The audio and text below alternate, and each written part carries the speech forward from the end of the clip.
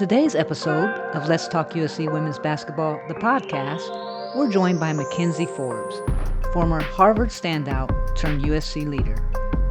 We talk about her path from the Ivy League to USC, winning a Pac-12 title, playing with JuJu, and reuniting with Coach G.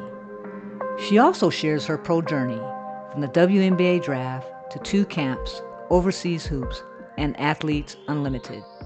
Let's get into it. Hey, welcome to Let's Talk USC Women's Basketball, the podcast. And today, y'all, I got a good one for you. I got the McKenzie Forbes on, and no introduction needed. What's up, McKenzie? What's going on? Happy to be here. How are you? I'm good. I'm doing well. I'm doing well. Good. I'm really glad that you joined. I appreciate it, and I really want to get into it because I know we got a hard time stop. So let's get into it. I want to focus on really your growth and the mental journey that you've been going through and where you're at today and everything that you've been through from the time that you were at Harvard because it's well documented, your California days and so on and so forth. So I want to start when your first coach retired at Harvard and then Carrie Moore, right? That's her name. Carrie Moore Yep. came on and took over the position. What was your thought process when that happened? And mentally, were you okay with that, or were you thinking about leaving again? And just walk me through that process. Yeah, I think let's see, that was the end of my junior year at Harvard. And I definitely wasn't considering leaving at all. Once I got into Harvard, it was, you got to get that degree. So I don't think they have a very high transfer rate going out of there. But Oh, yeah, I was excited about Coach Moore coming in. I had heard plenty of great things about her. And just from the first day that she stepped on campus, she was great with the team, great at she had a big cultural shift to make with us. And I think as a senior, I was just excited to, or as an upcoming senior, I was excited to kind of spread her message and try to be the best leader that I could in terms of making sure, we made that culture shift and that I left it in a better place than it was than I came in. And I think we were able to do that. So did you, um, or when she came in and you guys had your one-on-one meeting, as I'm sure you did, what were the expectations that she explained to you that were different than the expectations than your previous coach had, if there was any? yeah, I think Coach Moore from day one had super, super high standards for me, probably higher than any coach I had ever had. And I think, initially that probably scared me a little bit. But I think the way that Coach Moore uh, goes about things, she has such a high belief in herself. And I think that kind of just radiates onto her players and onto her staff. And I think she definitely spoke a lot of confidence into me in terms of, helping me believe that I could do things, I could do hard things and maybe do things that I've never done before in my career. And she kind of just spoke that life into me and said, you deserve to win, in big moments. You deserve to have a great career. And like all this, everything that you're about to go through, it's going to be worth it and it's going to be something that you're doing for yourself. And so I think she kind of helped me change my perspective and mindset in terms of attacking challenges that maybe were my strengths. Like maybe it's whether it's the uh, meeting the criteria for her conditioning test or getting down and being able to mentally lock in to get stops down the stretch, like things like that, where I maybe younger in my career wasn't too thrilled to face. I think she kind of flipped my mindset for that and she was just like, you have to attack this just like you attack anything else in your life, and she kind of spoke that into me before she even knew me very well. So definitely indebted to her for speaking that confidence into me. So do you think, from what I'm hearing, the mental toughness that you gained from Harvard had a lot to do with what she's spoken to you as a player and a person in general? The mental toughness really took a turn For that sure. last year at Harvard, correct? Yeah, 100%, 100%. I was a senior, I was a team captain. So for me and my co-captain, like Maggie McCarthy, like nobody had a bigger, magnifying glass on them than Mm. us. Coach Moore is huge on that with her seniors. I know her seniors this year probably would say the same thing. It's like you're not going to get away with not doing anything perfectly. Like you're going to do it till you get it right. You're going to set the example for the team.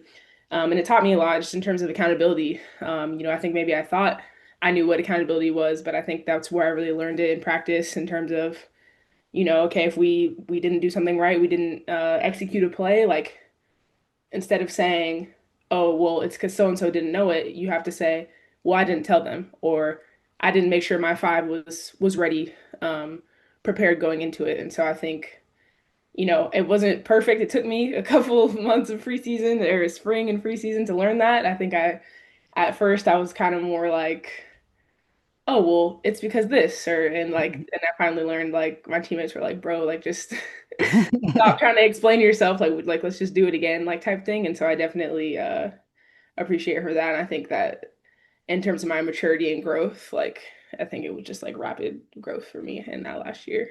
Yeah, and then you took that growth and that mindset and you decided to come back home to California and play again under Lindsay Gottlieb. I have some questions here regarding playing under Lindsay Gottlieb. And the first one I have is when you played for Lindsay 5 years before, however many years it was before, 5 years, right? For that 1 year. And then you come back to USC. How did you see, how did you see Lindsay evolve as a coach from then to when you started playing for her again? Yeah, I mean, she definitely evolved a lot. I think my freshman year at Cal, and I think Lindsay too. Like it's all a lot of it is dependent on the roster that you have. But like for example, my freshman year at Cal, we had Christina Nigatway, who was, you know, National Defense Player of the Year, top 10 draft pick, Yep. as our starting center. Tough. She was tough. Yeah, she Yeah. was she was insane. Yeah. Putting up 30 points, 30 rebound type of game. So Man. that was kind of what our structure and our offense was built around. We usually would play like two bigs.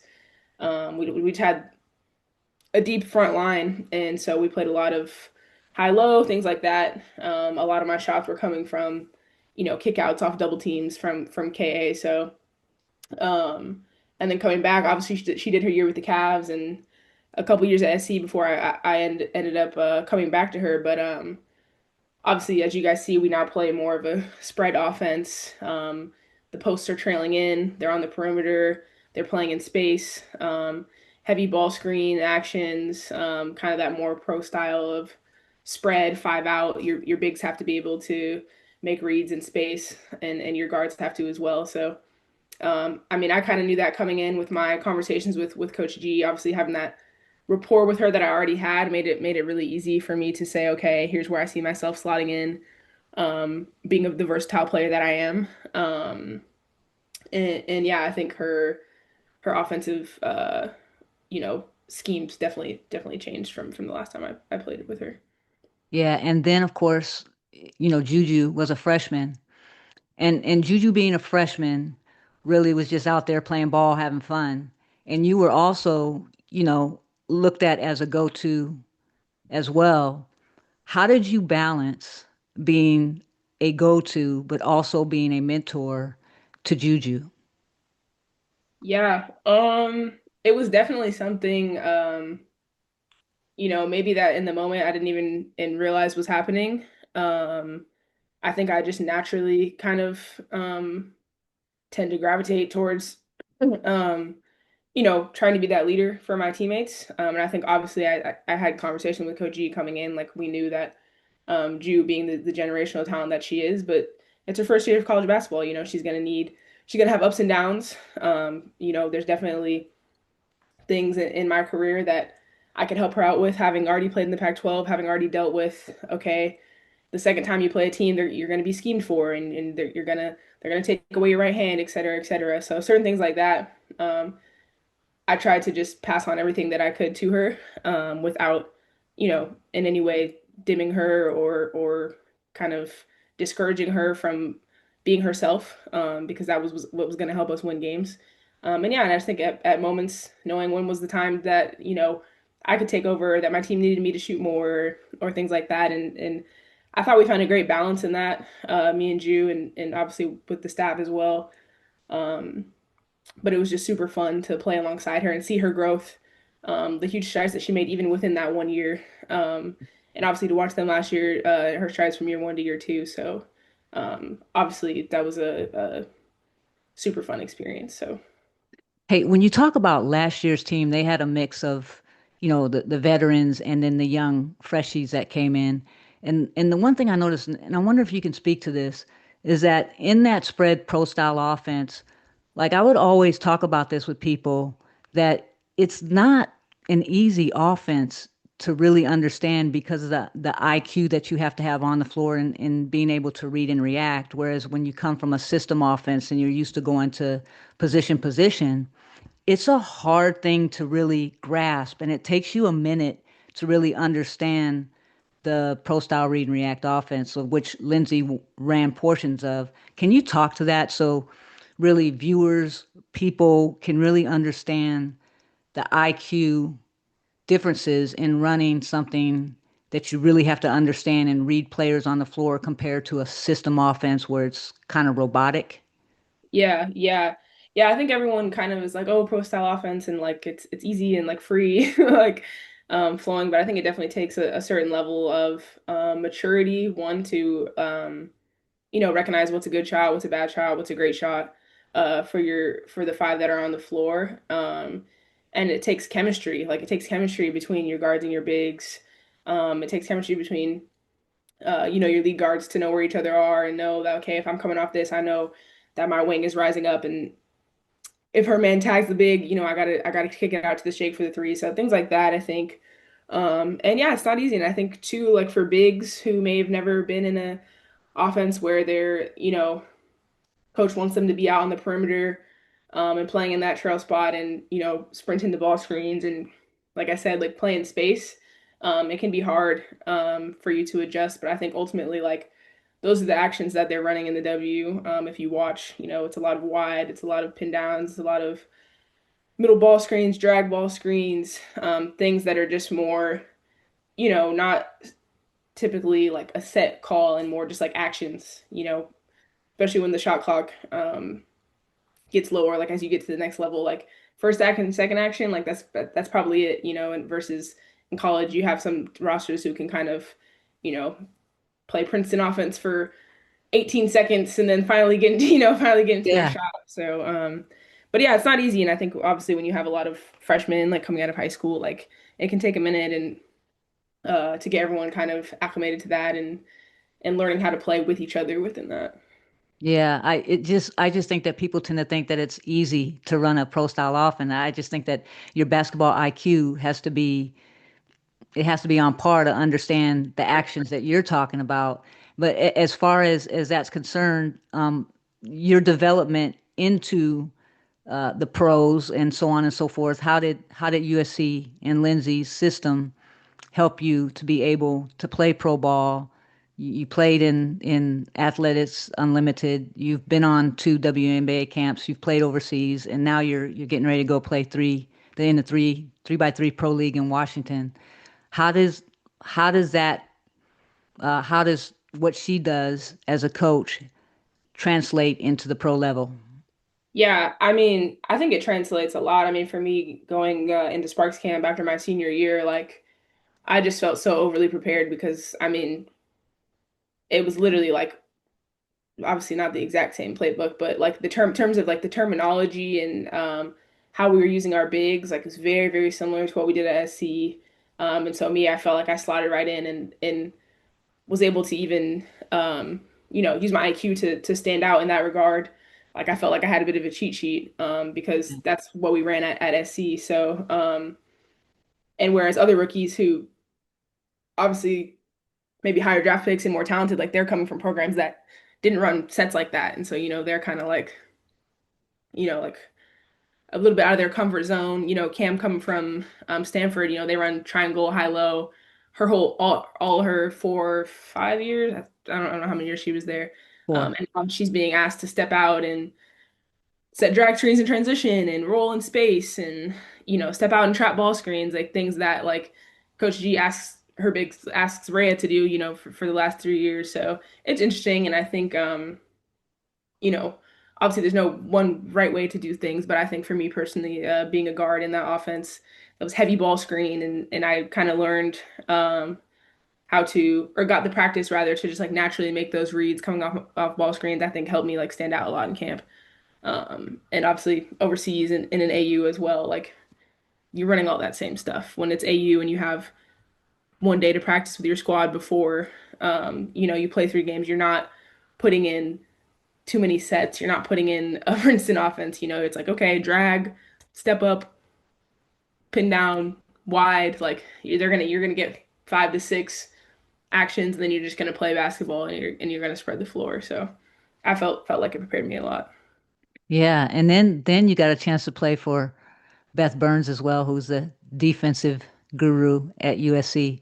And I don't know if you got a chance to see the Beth Burns podcast on here, but Beth Burns talked about the Ivies not being the best defensive group that she coached because you guys had more offensive power. How does that make you feel? I'm gonna have to head over there and talk to Coach V today. I didn't hear that episode. Yeah, she actually said that group wasn't the best defensive team, but it's because you guys had more offensive power than maybe the team did last year or so on and so forth. But what do you think of Beth Burns' defensive system?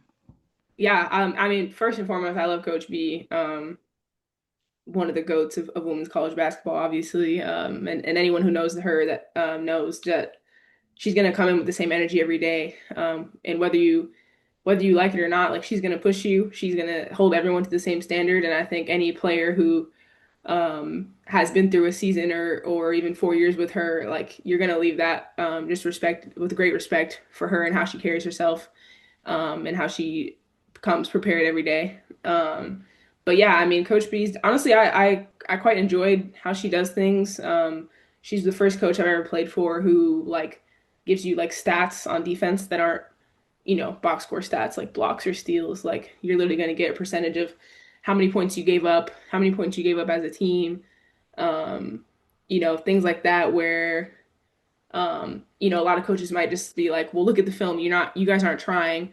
Coach B is going to show you like mathematically. And so I personally enjoyed that because it would be some games where I thought, oh, I was terrible defensively. And then I get my report back from Coach B and it's like, oh, actually, I wasn't that bad. Or, Yeah.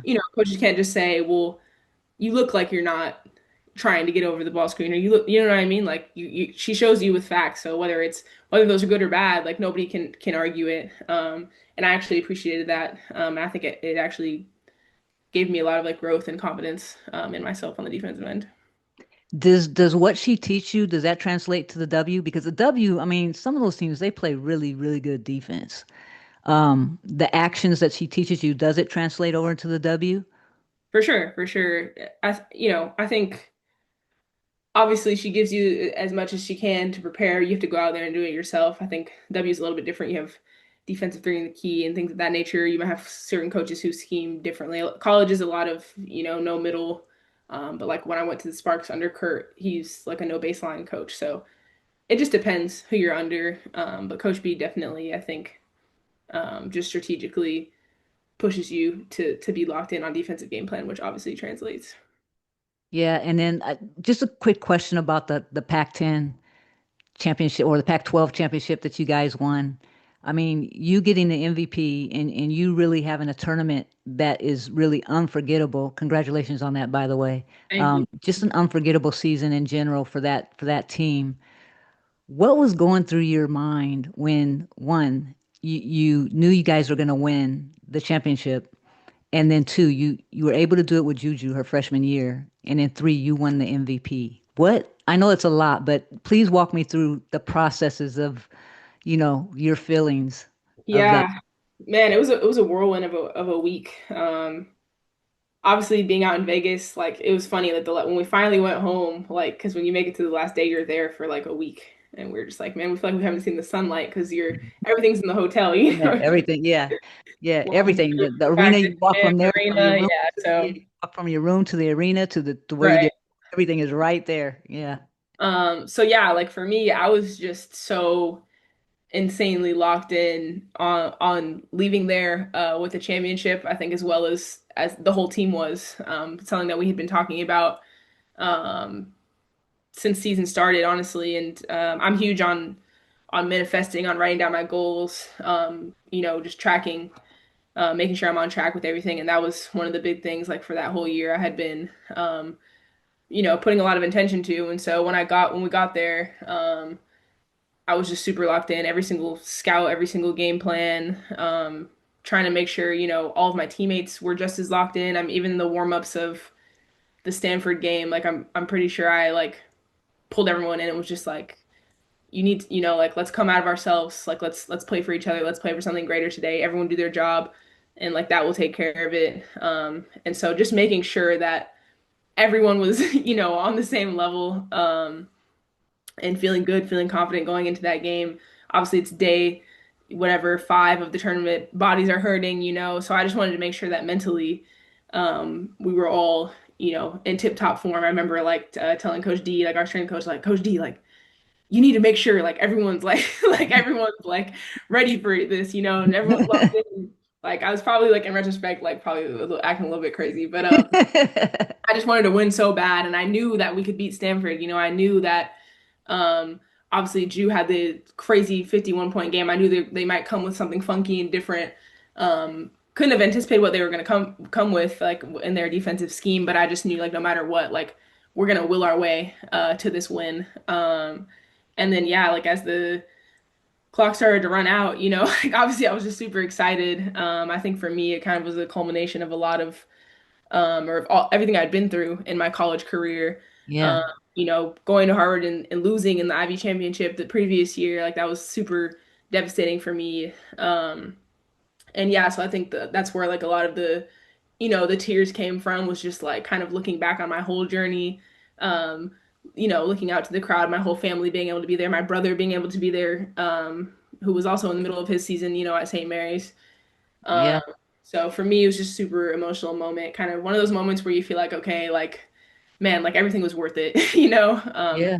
and then to be able to be named MVP was just very surreal. I wasn't really something I was thinking about at all, honestly, even to the point where we stepped up on the stage. I didn't even, I mean, I knew that that was an award, but it was kind of like not really on the front of my mind. Yeah. Yeah. Yeah. Yeah. So obviously, super special moment with my teammates, and to do it with Coach G, just felt very full circle, given our time together at Cal, it being the last Pac-12 championship ever. I mean, getting the win against Tara is a thing in its own right. Yeah. Uh, Yeah. and to be able, like Coach Jaco, who won the only other one for SC just like 10 years before to the day. So like all Yeah. of those things, like I'm getting goosebumps right now talking about it. All of those things felt very, very full circle for me. And it was just like gratitude, like pouring out. And even in like the post game speech, when I mentioned all of our alum, like I just think it was a really special moment and a special year, honestly, like just the love that they poured into us, and the way that we were able to kind of put SC back on the map, but also like shine a light on all the like women of Troy who came before us. Like I thought was like really, really cool. So Yeah, that was a crazy season. I mean, that was like one of the most enjoyable seasons I've ever been a part of, right? Just as a fan in general. But I'll tell you what, the UCLA game in the semifinals of the Pac-12 tournament, I want to tell you something. I don't know if you know this, but like we were all in the stands. We could not sit down, right? We were just so anxious. And at the end of the game when USC won, we were all going crazy like you guys won the championship right there. But what's even funnier is after we were all walking out, there were so many people saying, I'm gonna go get a drink.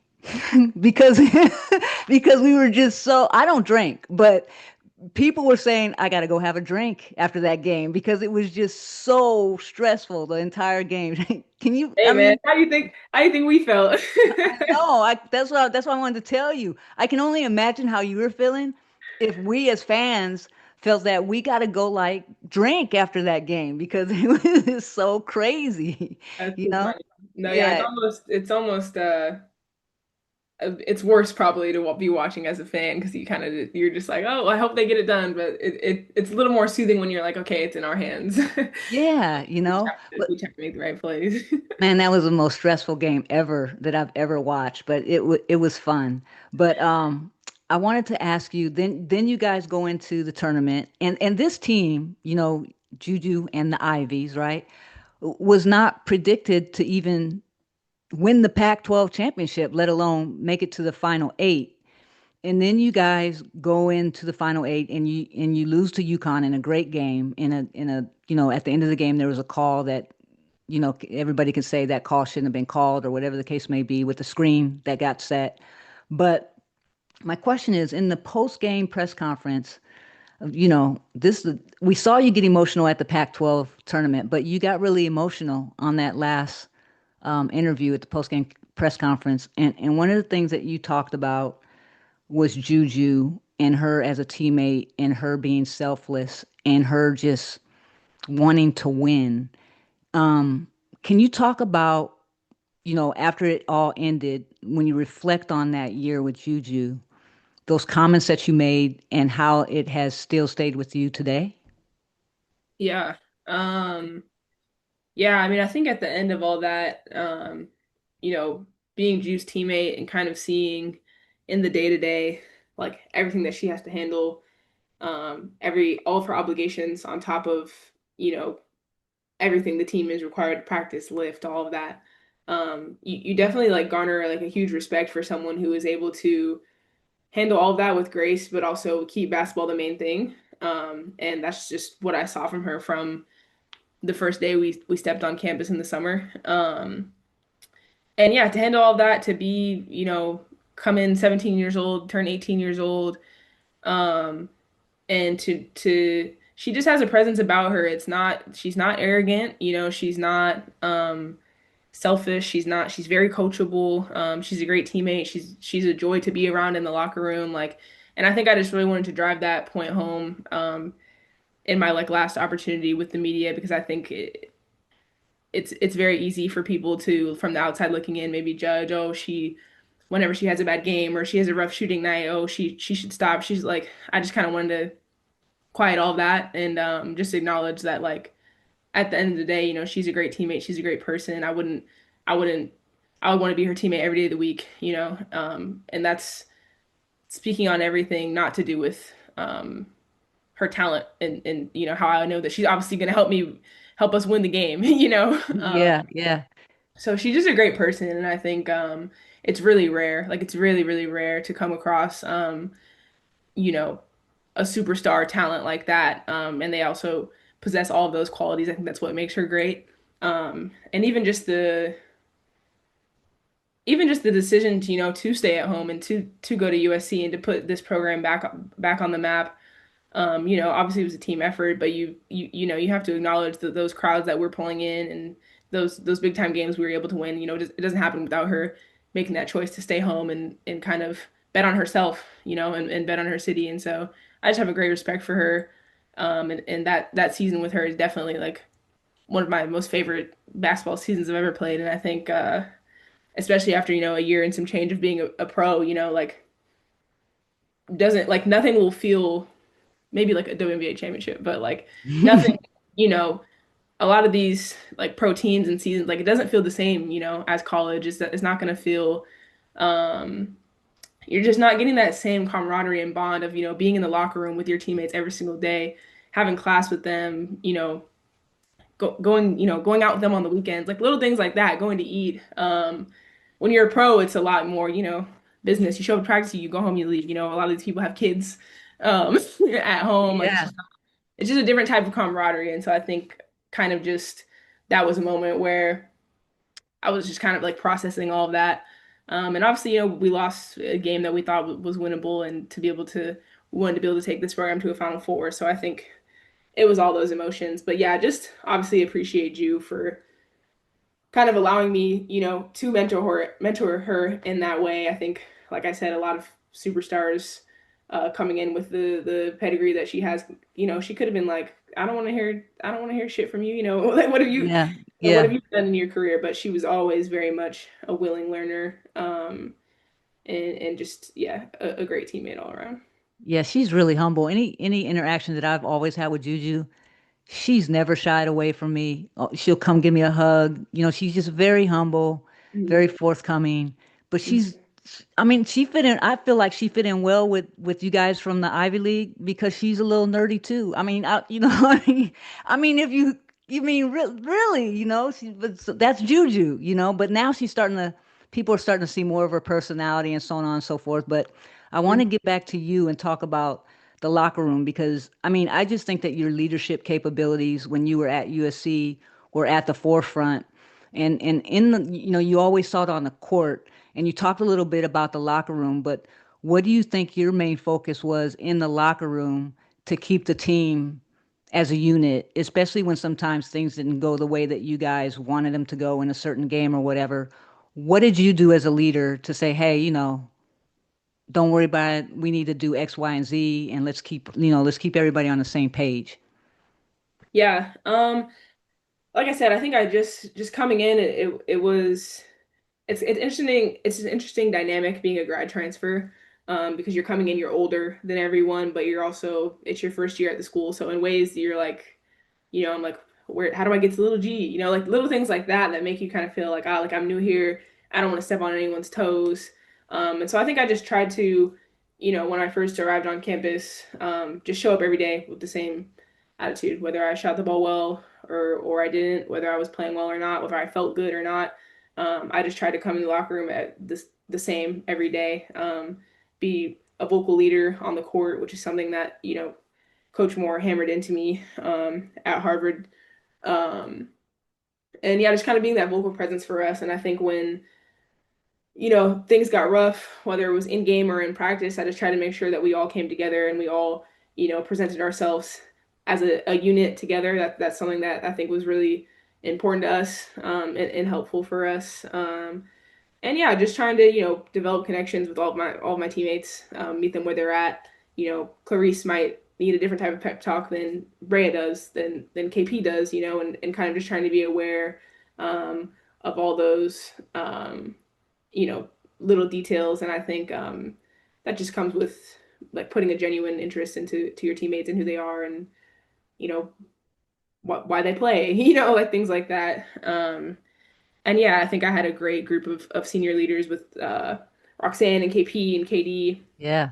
and Otto, K Will, like that were also just very like mature and like humble and selfless, seniors that literally just wanted to win. And I think that was honestly probably one of the more important ingredients, to our success last year than like people realize. Like we just had upperclassmen who were, for lack of a better term, just like over themselves and like were just ready to be a point in their career where they wanted to win, and we weren't worried about individual statistics. We weren't worried about, you know, who got the Pac-12 player of the week, like we just Yeah. kind of, showed up every day. And it was like a fun group to be around and a fun group to like lead in that sense, because I think we just had a lot of people who were like willing to do whatever was asked. And that's rare too, because I mean, whew, I had Linz on the pod and I was asking her about coaching seven freshmen compared to bringing in transfers. And, you guys can go watch the pod if you want to see how she answered that. But do you think that you're going to see a lot more coaches looking to bring in players from the pod who are over themselves? Because, freshmen coming in, especially from programs where they've been the star, unlike Juju, that come in and they they want to be the star and they don't understand how important it is to understand that you can be a star in a specific role if you Mhm. buy into that role as well. Um, Talk about that for a little bit. Yeah, I mean, I think you already see it. Coaches are would rather go to the portal and find someone who has proven themselves at the college level, right? Versus a freshman, you're kind of taking a bet in the sense of, or taking a gamble on them in a sense of, okay, well, what if it doesn't translate? And what if they, they're just, it's not anything bad, but they're just going to be less mature, and they're going to have to go through some growing pains. Whereas a transfer might just be more, um, sure of themselves, kind of know themselves a bit better, have a better grip on literally just like life in general, which I think can Yeah. help a lot. But and then on the flip side though, you might prefer freshmen. You can kind of mold them to your, philosophy as a coach coming in, and kind of yeah, like guide their growth journey. So I think it just depends what you're looking for and kind of what stage you're at as a program. If you're shooting for a national championship or you're kind of more in a rebuild, I think it depends. But I think definitely you see a lot with the portal and the way it's happening now of coaches would just rather they're not even worried about, the senior class coming in, maybe besides Yeah. the top 20 kids, you know. Yeah, I just think it's tough because especially with NIL and all that stuff going on, I mean, players coming in out of high school getting NIL deals are expecting to play. So Yeah. I just think that coaches are being put in a tough position now with NIL and having to manage all that. And I'm sure you see it as well. Crazy. It's crazy. Yeah, I could imagine. But let's get into your pro career. Now you leave USC, you go to the Sparks on that camp, and then you get waived, and then you go overseas, and you had two phenomenal seasons, or you had a good season with two teams, right, overseas. What was the difference of going to that pro camp with the Sparks and then going to play overseas ball? Yeah, obviously jumping right into camp, after like a long season and a long tournament run, like it's a quick turnaround. It's definitely a whirlwind of emotions and gratitude and fear even of like am I really, like do I belong and all of that and definitely had to do a lot of like mental work and even like talking with my therapist of like okay, like how do I go into this camp the most like confident version of me. And I think I I was proud of myself for how I handled all of that. I think I had a great camp in LA. Obviously, as we all know, the W the W is pretty brutal to land on a roster. But I think I learned so much from that camp. Was grateful to have great vets in Lasia Clarendon, Kia Nurse, Dearica Hamby, people that I still talk to this day. So I was yeah. mad. I was mad, by the way, when you didn't make that roster. And I even got more mad when Kurt Miller needed a shooting guard, a big guard, and he wouldn't go get you. I'm just like, what the hell is he thinking? I mean, because you could have helped him last year, in my own personal opinion. Not because I got love for you, Kens. That's not why. Just because I just think that you could have helped the Spark. I do got love for you, but you know what I'm saying?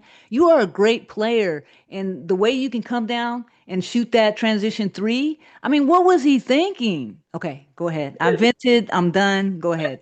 No, I appreciate that. But yeah, just a great take it as a great learning experience and an experience, where I'm okay, like I can hang at this level and I kind of know what it looks like now and just taking that with me. And then obviously going overseas was a big adjustment. You're playing with uh teams who and players who have already established their name, in their countries. You kind of have to go in there and figure out, okay, how do I fit in and might not be able to shoot like the pull up three that I shot, under Lindsay. My first, maybe not my first game, like things like that. I think it definitely took me a little bit to learn and how to mesh with new players. And then obviously we were able to have a great season and go on and win the league championship, the national championship in Australia. But again, like I was kind of touched on earlier, like it just doesn't like nothing feels like college. Like Yeah. obviously you have you enjoy your teammates and you enjoy your time, but it's just a different type of grind, that you just don't like it's a shorter season. You win the championship, you go home the next day. Like things like that, it just feels a lot more it's professional. So like which it is what it is. But it makes you grateful for when you do land on a team where it's really enjoyable and everyone gets along and plays well together. And I think my season in New Zealand um was something that was really enjoyable for me. Didn't end up like winning the championship, but like just had great vets, great roommates, the three imports they call it, from America and Imports. Canada. Wow.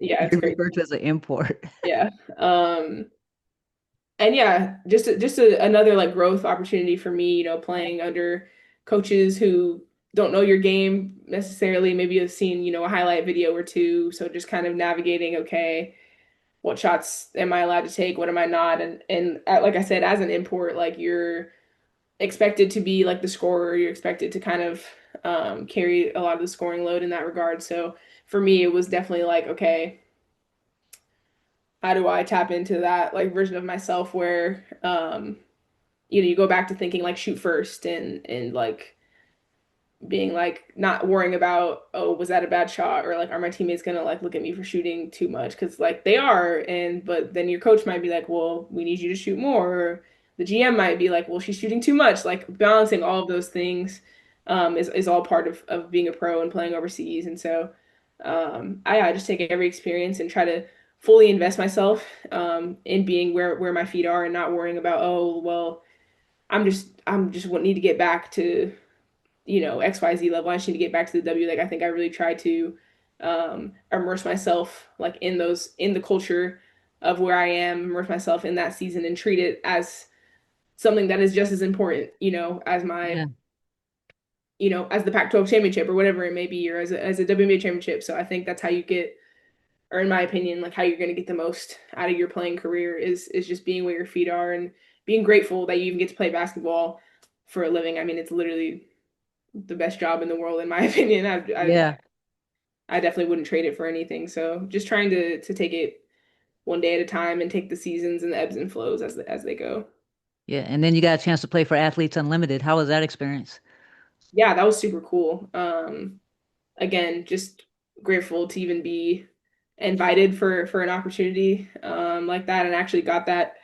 Um, Lexi Brown had reached out to me, who was my teammate in Sparks Camp, because she's on the executive committee for Athletes Unlimited, and was just like, "Hey, I think you'd be great for this." So it's like things like that where I'm devastated that I got cut, but it's like, okay, I played well and I was able to form connections that give me opportunities a whole year later. Yeah. So definitely a lesson in just being um, presenting yourself in a way and being a good teammate and being as much as you can just like enjoyable to be around. I think like goes a long way.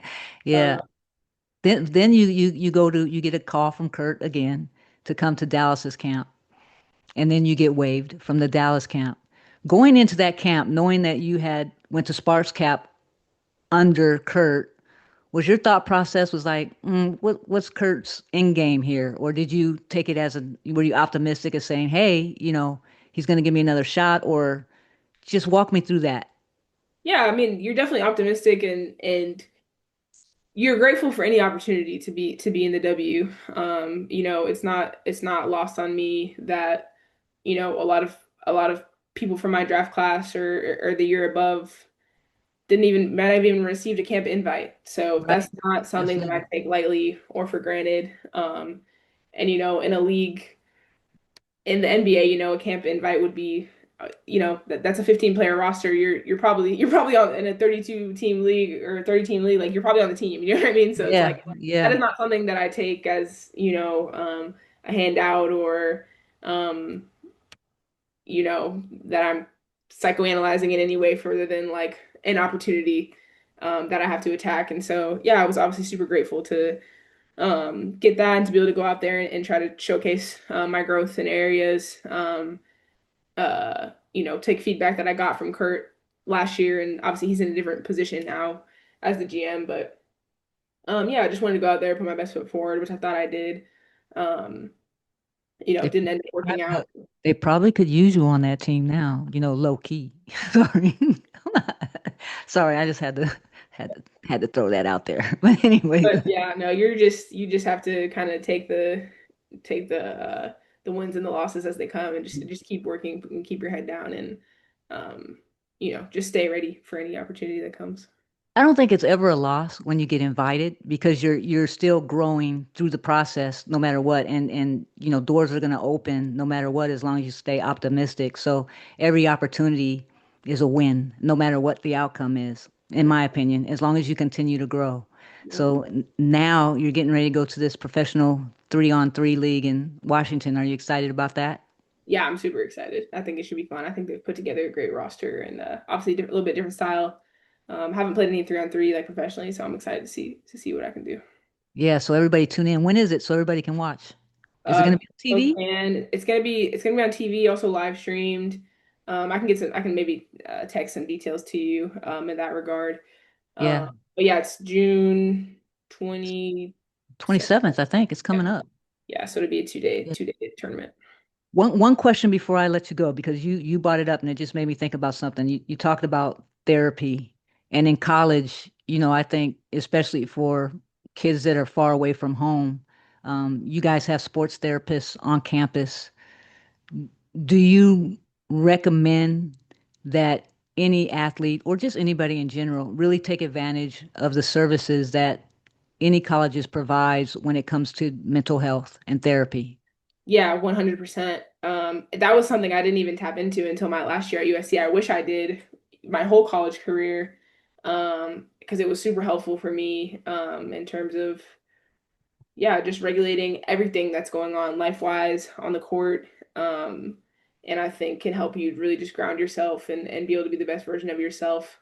Whether you're an athlete or you're just a regular person, really just taking that time to invest in your emotional um, well-being. And I think, I mean, yeah, I'll say it too. Like any resource, you get all those free resources through the team and like through your school and you're on scholarship. Like definitely take advantage of those. Now I'm in the real world and I'm like, I gotta go find, someone that matches my healthcare, like Yeah. be It's free. Like USC was just like, oh, I want to see a therapist, and this is like I had it like the next 2 days. I'm like at their office. So definitely, yeah, don't take those resources for granted and like tap in and step out of your comfort zone like whenever you can for sure. Yeah, I think that therapy is a good thing. And I think that people, or say young ladies and young men such as yourself, when you're in college, you really don't understand the advantages that are there for you, you know, in a college setting. And like you said, when you go play pro ball, it's just not the same as college ball. And when you're in college ball, you're complaining because you got to go to class. People don't understand how much we have to manage. We got classes, we got this, we got that. But then when you're out of college, you got bills and you got, like you said, you got to find your own health care. The team is not that close because they have their own lives. I think people really need to understand that about how important the college life is and how it helps you to be able to be ready for that next level, but also it really teaches you about working together as a team, respecting one another, understanding your role, and buying into that kind of stuff. So as we leave, I just have to ask you because, I'm USC down for life. So, if we got any recruits listening or any parents listening, Kinsey, why is USC the place to be? Love it. I love it. No, I mean, my pitch is just my year at USC was one of the best years of my life, like period. I think in terms of resources, you're gonna get the best in the world. In terms of the community that you're gonna immerse yourself in, I think it's such a unique experience to be in Los Angeles, to be able to meet um, your fellow students, but also just the alumni network that you're going to step into when you graduate. Like there's truly nothing like it in the world. I think like you're saying, like once you're a Trojan, like you're a Trojan for life. And I'm just super grateful that I even can be in that lineage of people who played for USC women's basketball. Like truly, truly, truly, is like an honor to be like within the Trojan family. And yeah, I just think, your college experience is definitely what you make it. But USC is some of the best people that I've ever met, friends that will be in my wedding. So, and I think at the end of the day, wins and losses are, you know, that's basketball. But I think at the end of the day, like those are the important things. The people make the place, in my opinion. In the So. program. What Lindsay's done with that program has been remarkable. Yeah, I mean, Much respect. if you can't see it for yourself, the growth that she's been able to um, the things that she's been able to accomplish there in just what, like four short years, maybe going on Yeah, her year. Like it's I don't know that there's another school in the country that can say that they've had a turnaround like that. So definitely the yeah, place you definitely fight on for life. yeah. So do any coaching in your future or you're sticking to pro ball right now? Definitely not yet. Definitely not yet. Sometimes I get like I get the itch, and then I'm just like, nah, playing is way more fun.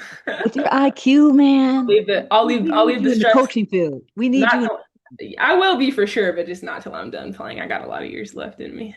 Yeah. Hey, Kens, I know you got to go because we're on a tight time schedule here. But look, man, I really appreciate you taking the time to come on this pod. I know it's taken us some time to put it together, but I really appreciate it. Do me a favor, tell your mom and dad I said hello. Tell Kenny I said what's up, and he owes me a phone call. Okay. I'm just gonna leave it at that, and fight on. Fight on.